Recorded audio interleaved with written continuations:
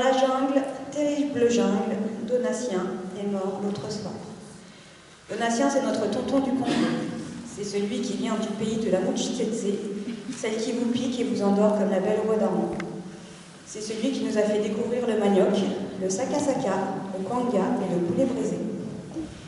C'est celui qui était si gentil, qui avait toujours le sourire et un mot gentil et surtout beaucoup d'humour. C'était aussi notre prof de bio et comme on dit maintenant, science et vie de la Terre. Donatien faisait partie de ces rares personnes au monde qui connaissaient la réponse à la question que l'on s'est tous posée un jour. De qui est arrivé en premier, l'œuf ou la poule? Il aimait à nous raconter des anecdotes sur son pays, mais aussi sur ses élèves. Nous avons toujours discuté, beaucoup rigolé surtout, et passé de très bons moments en sa compagnie. Et puis la maladie s'est installée insidieusement ces dernières années. On l'a vu se diminuer, mais souffrir aussi. La maladie accentue nos peurs de la mort, et puis quand la maladie prend le dessus, la mort ne devient plus une échéance, elle devient la délivrance, celle qui permet l'arrêt des souffrances. Aujourd'hui, Donatien ne souffre plus, mais nous souffrons de son absence auprès de nous. Pour toi, le tonton du Congo, je te dédie ces quelques mots. Je voulais te remercier d'avoir partagé nos vies, de nous avoir apporté tellement de choses, notamment sur le plan humain, avec ton empathie et ta bienveillance. Merci aussi de nous avoir fait découvrir les bananes plantains et le beurre de cacahuète, ce qui m'inspire une recette de Mafé mal fait. Je terminerai juste sur une dernière question sur laquelle nous nous étions beaucoup amusés. Est-ce que la petite bête peut manger la grosse? Et comme j'aime bien avoir le dernier mot, je te dirais, mon cher Donatien, tu vas pouvoir le vérifier par toi-même. Repose en paix, ne t'inquiète pas, nous allons prendre le relais et veiller sur ta famille. Merci.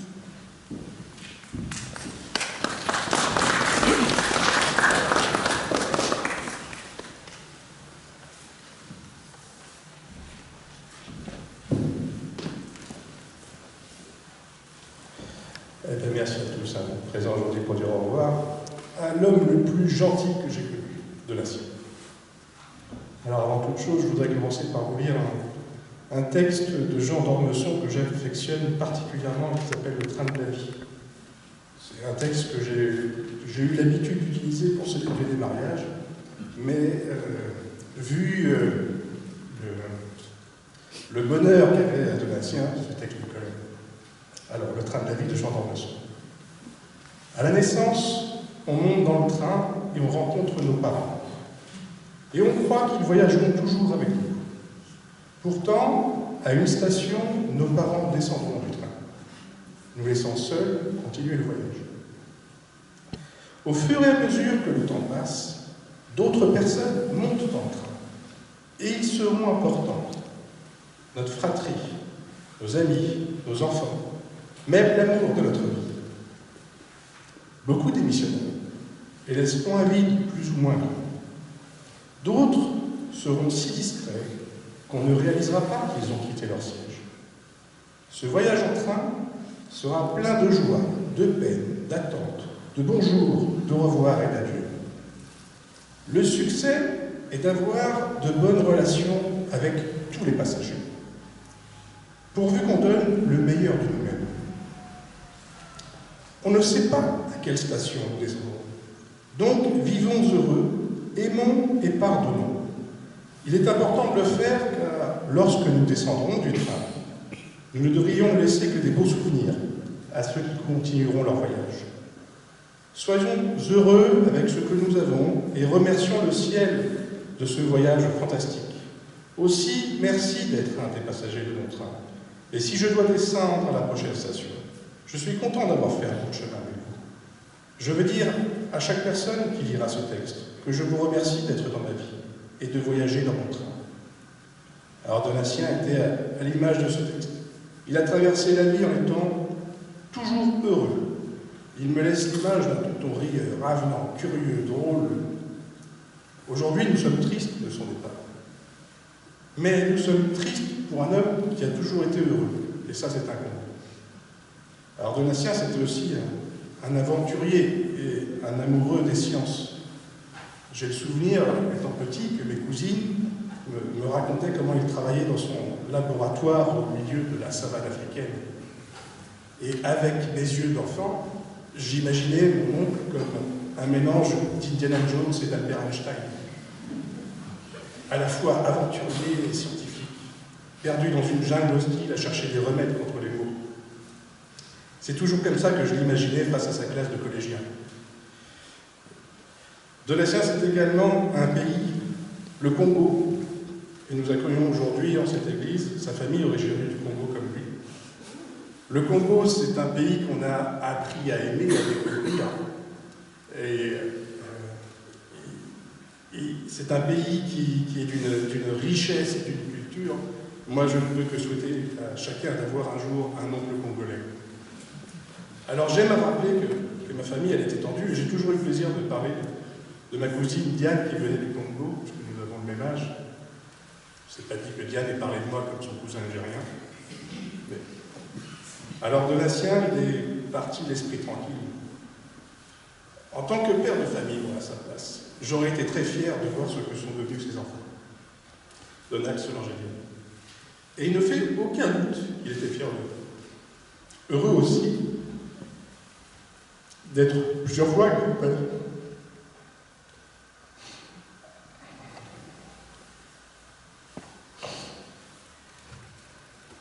Alors, mon dernier mot, c'est pour ma tata Jolie. Excusez-moi. Elle a toujours fait ce qui devait être fait. C'est une femme formidable. Elle a le sens du devoir, le sens de la famille. Et jusqu'au bout, elle aurait été le soutien inébranlable. Et bien entendu, elle le fait avec le sourire et la bonne humeur. Merci à toi. Je vous remercie de m'avoir écouté.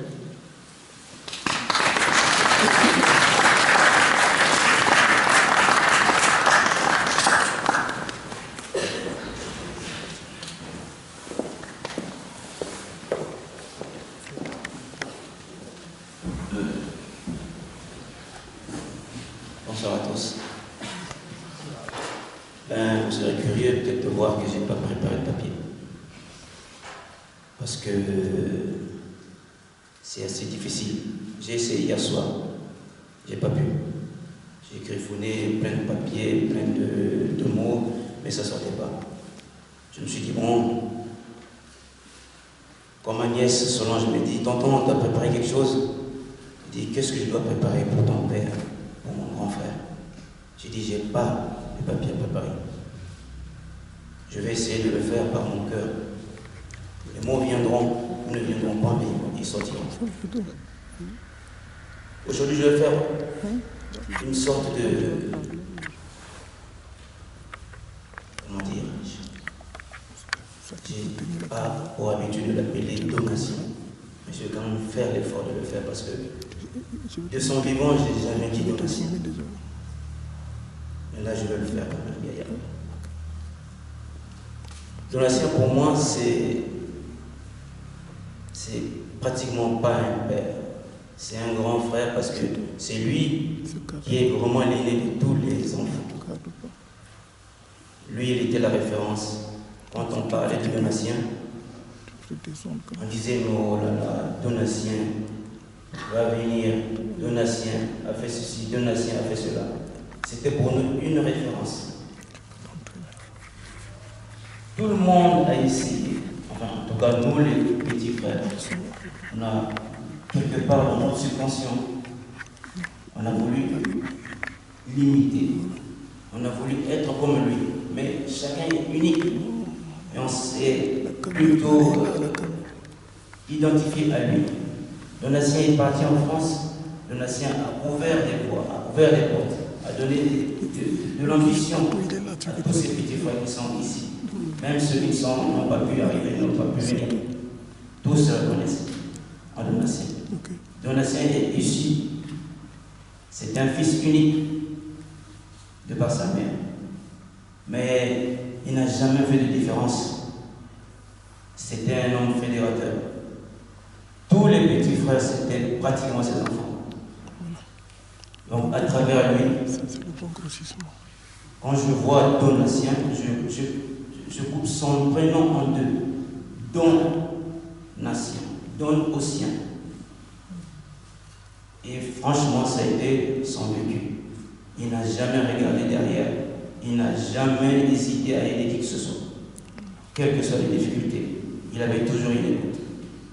Moi qui vous parle aujourd'hui, les mots me manquent. Parce que ce qu'il a réalisé, en un mois, on va dire qu'on a perdu 2 monstres de la famille. Le dernier de papa est mort le 2 octobre. Et c'était notre père. Et c'est lui qui a tout fait pour qu'il puisse venir parce que Donatien souffrait, Donatien était malade. Et il a dit, je ne peux pas partir où je veux voir mon père. Et il a tout fait, toutes les démarches administratives, il a initié le voyage et papa est arrivé. Sans Donatien, je pense qu'on n'aurait pas pu le faire. Papa est arrivé, papa est tombé malade, Donatien était déjà malade quand papa est arrivé. Et ce qu'il a fait, même étant malade, Donatien s'est levé pour enterrer son père. Malade, il aurait pu faire les 500-600 km pour venir à la veillée. Mais à la dernière minute, c'était pratiquement impossible. J'ai écouté bon nombre de témoignages, des versets bibliques. Tout était dit, tout est dit. Moi, ce que je dois retenir de lui, c'est le sens du partage. Ce que je dois retenir de Donatien, c'est l'amour des autres, sans compter. Et là, les Écritures viennent de témoigner en disant que ce que vous donnez aujourd'hui, vous ne donnez pas à nous vivants, mais vous le faites au nom de Dieu, au nom de Jésus. Mais je pense que tout ce qu'il faisait n'était jamais calculé. Jamais calculé. Mais aujourd'hui, c'est quasiment un vide. Derrière lui, je ne sais pas qui va prendre le flambeau. Il nous laisse orphelins. On n'a plus de père. On n'a plus de grand frère qui était le référent, qui était le boss. Parce que c'était lui, même malade, il voulait tout contrôler parce qu'il avait ce pouvoir-là, cette faculté à toujours tout gérer. Il nous disait, mais qu'est-ce que vous faites? Comment est-ce que vous n'avez pas fait ceci? C'est pas normal. Il fallait toujours le rassurer que non, tout est bon, ne vous inquiétez pas, t'inquiète pas, et là, c'est bon, c'est bon. Un homme comme ça, il faut s'en inspirer. Osez bien de le dire, que son œuvre n'est pas partie. Son œuvre, elle est là, on voit comment les enfants encaissent les coups, comment les enfants organisent les choses. Et on se dit que, à travers lui, on voit que c'était une réussite. Sa vie est une réussite. C'est vrai qu'il est parti trop tôt, 68 ans. C'est vraiment jeune, mais il aura vécu. Tout à l'heure, Geneviève nous a fait comprendre que non, là c'est l'enveloppe qui reste. Sinon il s'est levé, il est parti. Il est dans la forêt, il joue. Et tonton Loche a bien, même en pleurant devant la dépouille, a carrément rappelé que enfants, ils ont vécu, ils ont joué ensemble. Grand, il a été un vrai père, un vrai grand frère. On ne peut pas l'oublier. Et je vais pouvoir vraiment m'en inspirer que je ne vais peut-être pas arriver à son niveau parce qu'il est unique. Mais c'est un exemple à suivre. Pour nous, c'est vraiment la lumière. Mais il n'est pas mort, il est avec nous. Merci.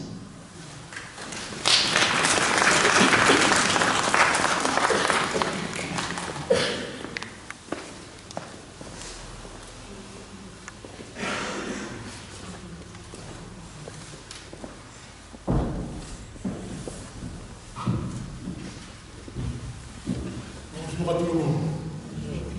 On dit au Congo, Bote n'a plus de Nyosso. Bonjour à tout le monde. Donatien, vous parlez de lui, ça peut durer 50 ans. On s'est connus où? À la faculté des sciences de Brazzaville. On a commencé ensemble sur les bancs de la fac. Quand son premier fils est né, il a manqué les cours pour aller assister à l'accouchement de sa femme. La mère s'en prenait acte ici. Et il venait chercher le cours après, là où j'étais. C'est pour dire qu'il est attaché à son savoir. Être absent, c'est être présent par la suite pour acquérir ce qu'il devrait acquérir. Un homme d'une qualité extraordinaire. Donatien, je l'appelais Aloïse. C'est le prénom de son père. Et lui m'appelait Ignace, le prénom de mon père. Donc on s'appelait ainsi l'un et l'autre. Donc je l'appelle aujourd'hui Aloïse comme d'habitude. Parler de lui, ça prendra beaucoup de temps. On a quitté pour la vie ensemble pour la France ou à Bordeaux pour étudier la même chose. On a eu le même parcours universitaire. Donatien, Aloïse, un savoir, des qualités exceptionnelles. On est en même temps étudiant et aussi politique. Et de lui, on est en mission sur le plan politique. Pourquoi? Pour changer les conditions de vie des Congolais. C'était ça. Et des Africains. C'était ça notre mission, nous. Savoir scientifique et en même temps aimer les autres. Et lui, il a été une référence. Il a été le président de la section d'étudiants congolais à Bordeaux. Président. Et pour vous dire, il est attaché à la vie politique. Alors, je vais vous dire quand même quelque chose. Comme sa fille était sa première fille, il nous a prévenu, il est allé voir sa fille. Sa femme, Geneviève, vient d'accoucher. La première femme, Solange. On va appeler Grain, regarde l'enfant. Dis donc, qu'est-ce qu'il a vu non? Mais c'est du bloc tout craché, ça, dis donc. Le faciès, qu'on dit en génétique, le phénotype, ce qui est visible. Solange, c'est comme Donatien. Donc, comme c'est qu'il est mort, mais nous, on a laissé des richesses. Ces enfants sont là, les petits-enfants sont là, donc Donatien est toujours avec nous. Dieu l'a récupéré, mais il nous a laissé des richesses. Ses enfants, ses hommes et neveux, sa femme, c'est ma belle-sœur. Donatien m'avait choisi pour être le parrain de leur mariage, le témoin de leur mariage. Témoin! Oh là là, quelle charge tu me confies là? Je venais d'acheter ma propre voiture. Une R12. Que je devais décorer pour transporter le jeune couple marié. C'est pour vous dire, nous avons une longue histoire, très longue, qui ne finira pas maintenant. Son départ vers Dieu nous oblige à continuer ce qu'il a été, un homme puissant, aimant les autres. Et c'est ça. Alors, mon épouse était malade, Donatien souffrant, il m'avait envoyé un mail pour me dire qu'est-ce qu'il avait. Quand j'ai lu le mail, oh, qu'est-ce que c'est bon Dieu, mais Dieu, tu t'es trompé pour lui donner cette maladie-là maintenant. Attention! Finalement, il a supporté ça. Et quand mon épouse était malade, d'une maladie de femme, je vous laisse deviner laquelle, ça touche au niveau de la poitrine. Donatien, souffrant, a demandé à son cousin, à son ami, Mazola, de l'accompagner chez nous pour venir voir mon épouse. Et pourquoi? La consoler. Mais c'est ça, Donatien. Il est venu dire à mon épouse, ne t'en fais pas, ça ira mieux. Lui-même souffrant, mais toi ne t'en fais pas, ça ira mieux. Effectivement, ça allait de mieux en mieux. Et jusqu'aujourd'hui, l'espoir de guérison est peut-être sûr, mais ça dépend de Dieu. C'est pour vous dire que cet homme-là n'était pas comme tous les autres. Il venait encourager les autres quand ils étaient dans la souffrance. Et c'est ça, Aloïse. Donc pour moi, j'ai quitté Paris pour venir l'accompagner. Donc je suis reparti à Bordeaux, chez nous, pour faire la route jusqu'ici. Même si je me perds, il allait me quitter. Je pense qu'il l'a fait. Et je suis arrivé. Et je suis là. Témoin de ce départ définitif. Mais, soyons comme lui. Un homme qui aime les autres. Avec un sourire, comme sur sa photo. Souriant, un sourire rien que pour ça, Donatien était un homme formidable. Mon cher frère, je vais m'arrêter là. Car moi aussi, j'ai l'équilibre en petit temps. Mais je suis venu pour ça. Malgré tout ça, mon cher frère, adieu. Et nous allons veiller sur le tien. Je les remercie. Je les remercie.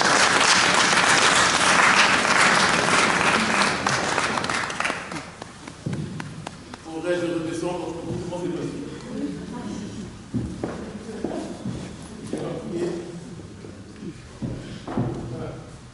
Je souffre d'un canal numéro 3, donc je fais des efforts pour marcher, mais j'ai pas envie de tomber et faire. Voilà.